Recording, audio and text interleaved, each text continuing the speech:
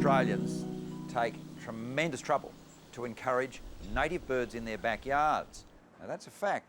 Are they silly or not? Well, it's very interesting. There's been research done recently in the UK, in the United States of America and in Australia where they looked at native species of birds and the impact of gardens.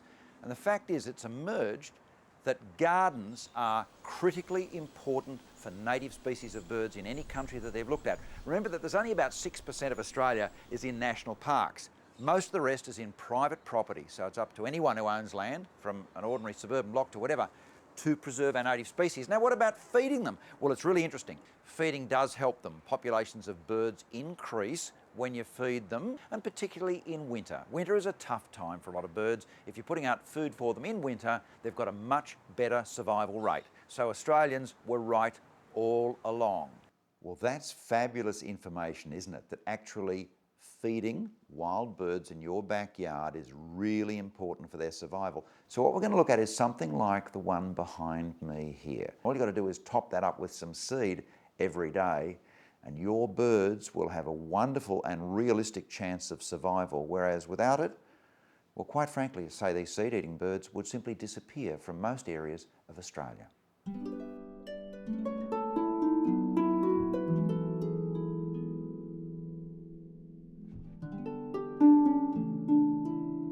Now, the ideal sort of tray, if you just want a simple job for your birds to put the seed into, is a plastic dish that you can get from any nursery or whatever, just, normally goes to the bottom of a pot.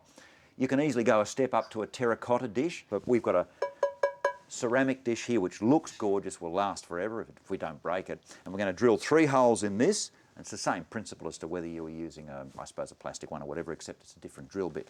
Now, to get the spacing, we've laid some string around, and I'll make a little bit of a mark there which will give me this circumference where we're going to drill, because I'm going to drill down in that little corner there. So basically that's it there.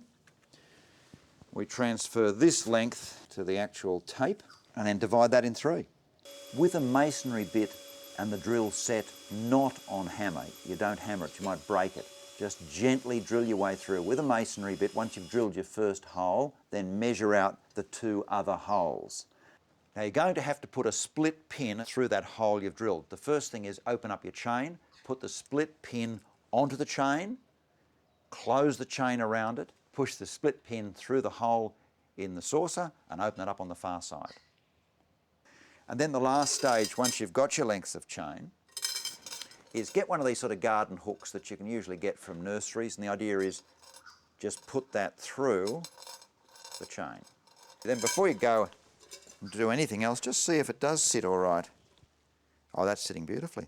That now is ready to hang. The beauty of these garden hooks is that they're wide enough at the top to sort of go over a branch on a tree or something like that, or you can just screw in an eye bolt or an eye screw or something like that into a piece of wood or whatever, and then hook this straight on.